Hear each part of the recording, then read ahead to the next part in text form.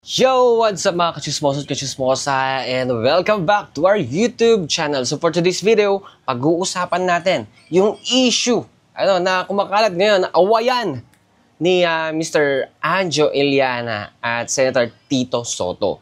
So nagiging matunog itong dalawang to dahil nga kasabay ng mga issue na naglalabasan dito sa ating bansa is nagiging rin to, umaangat din yung bangayan nilang dalawa dahil din sa politika. Maybe.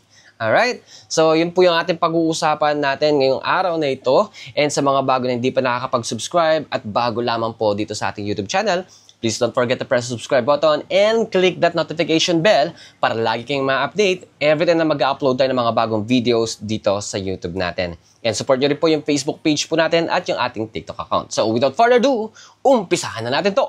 Let's go! So, yun na nga mga kaibigan. Ayan, so si Anjo Iliana, so naglabas siya ng video. Actually, laging nag-live si Anjo, may mga hinaing siya sa problema niya, sa mga TVJs. So ang dami niya mga nilalabas na mga statement sa kanyang live stream sa Facebook. So, yun lang. Nakakalungkot lang sa senaryo to. Dati sila magkakasama sa isang noontime show. Yung kilalang kilala. At matagal ng noontime show dito sa ating bansa, which is yung Eat Bulaga.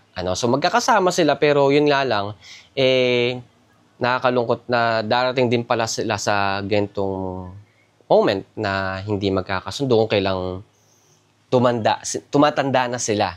Alright? So andun pa nga meron silang mga naging palabas dati or mga pelikula na magkakasama sila.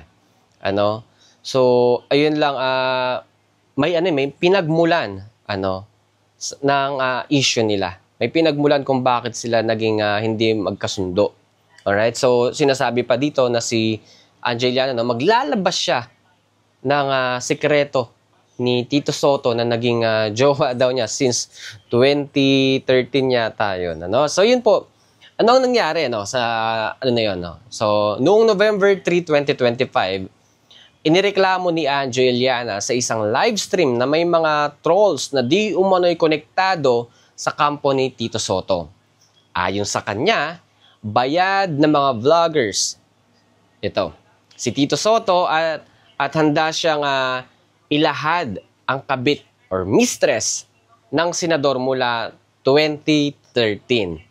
Kung hindi titigil ang mga atake sa kanya. So, ayun.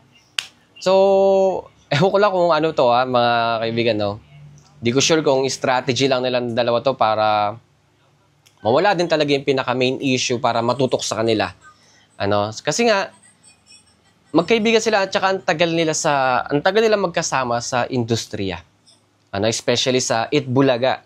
At mayroon din talagang mga pelikula silang nagawa na magkasama sila dati. Kasabay nito, inakusahan din ni Anjo na may sindikato raw sa loob ng Eat Bulaga.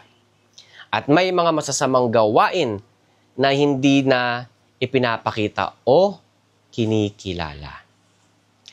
Yun lang. So, kung itong mga ilalabas ni Anjo is nakapag-create siya ng curiosity sa maraming Pilipino. Sumunod dito, nakipag-usap si Anjo sa kapatid ni Tito Sotto na si Vic Sotto or Bossing at si Maru Sotto. At napagkasunduan ang isang ceasefire, parang gera. O itigil muna ang pampublikong enerhiya sa labanan. Si Anjo mismo ang nagsabing bluff lang daw ang ilan sa kanya mga nagsasabi. Sa panig naman ni Tito Sotto, piniling wag na lang patulan na yung mga sinasabi ni Anjo Iliana. So kayo mga kaibigan, ano yung sa tingin ninyong laro nila dito? Is it sinasadya ba para mabaling sa kanila yung issue na kinakaharap ng ating gobyerno, yung malawakang korupsyon? Hindi natin alam kasi nga parehas parehas silang galing sa showbiz. Si Tito Sen, showbiz din naman yan. Naging senador na lang siya ngayon. Si Anjo, ganun din. Alam ko naging senador din siya or nagtrabaho siya sa Senado ng 2 taon or mahigit 2 taon. So, pare silang galing sa showbiz. Kaya ang hirap maniwala. Baka maya kasi tactics lang nila to para mawala or mabaling sa kanila yung tawag nito, yung main issue talaga na kinakaharap ng ating bansa. Ano? So, ito yung mga naging pananaw ng ibang tao base sa kanilang nakikita. Ito pa, maraming netizens ang nagtanong kung legit ang mga claim ni Anjo at may mga nagsabing baka clout chasing lang, no? Or pagtatangkang bumangon sa atensyon. Yun nga yun, pwedeng mga ganun lang mga kaibigan. Sa kabilang banda, may pumuri kay Tito Sotto sa pagpili ng tahimik na ruta at hindi pagsali sa gulo. Ito yung sa kasalukuyan, ang animoy pampublikong labanan at pansamantalang huminto or may ceasefire na napagkasunduan, ano? Walang nakaraddag na malaking ebidensya ang inilabas ni Anjo. So, lahat yon so far is wala pa talagang napapatunayan doon, ano? Si Tito Sotto ay patuloy na sa kanyang tungkulin bilang senador at pinili na hindi patulan ang isyong ito. Alright? So, at least kahit papaano, yun yung good thing ni Tito Sotto na hindi siya pumapatol. No? So, ang dami na kasing naging issue rin kay Tito Sen dahil nga sa kampihan sa loob ng Senado, which is not good kasi nga may mga nagsasabi na may pinagtatakpan. So far sa lahat naman ng mga yon is parang wala pa naman totaling napapatunayan. Pero, yung sabi ng ibang karamihan, obvious. So, yun talaga Talaga may kanya-kanyang kulay talaga pagdating sa loob ng Senado. So, yun nga lang guys, noong una parang mga lang issue na to na parang mababaw lang. So, ngayon is parang nagiging personal na. Sa pagitan ng dalawang kampo ni Tito Sen at saka ni Anjo Iliana. So, yun po yung aral siguro na pwede nating matutunan sa video na to, no? Na wag natin sayangin, or wag tayong magpadala sa politika, na para maging cause ng pag-aaway bilang magkaibigan. So, syempre, trabaho lang.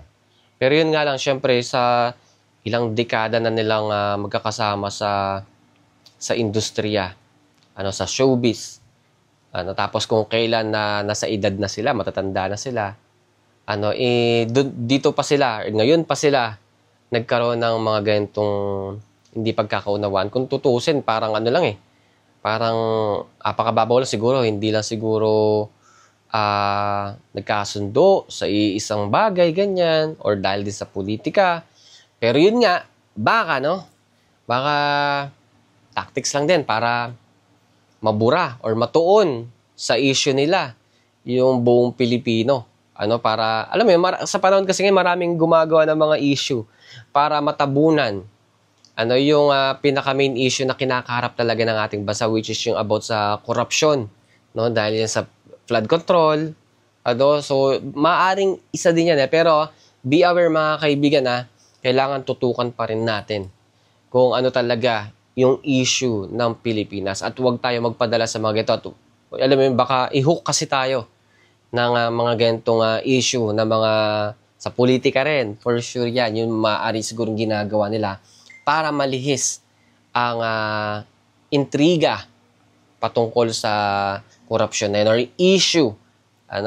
So yun siya mga kaibigan, hopefully is maging aware tayo sa lahat ng mga issue na lumalabas ngayon at huwag tayong basta-basta maniniwala mga kaibigan.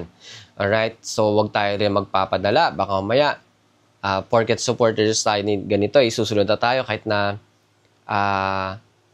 without even knowing na hindi tayo nag-research kung talagang totoo ba. Baka mamaya dinadala lang tayo dito para ma-divert yung mind natin para mawala sa binabantayan nating issue na kinakaharap ngayon ng ating bansa. So yun lamang po mga kaibigan at maraming salamat po ulit sa lahat na sumusuporta sa YouTube channel natin, alright? And sa mga bagong di pa nakakapag-subscribe, please don't forget to press subscribe button and click that notification bell para lagi kayong ma-update every time na mag-upload tayo ng mga bagong videos dito sa YouTube natin. And guys, support nyo rin po yung Facebook page po natin at saka yung TikTok account po natin. Alright? So yun po mga kaibigan, mag-comment down below na lang kayo para sa inyong mga thoughts patungkol sa napag-usapan natin ngayon. Alright guys, see you on my next vlog. Bye!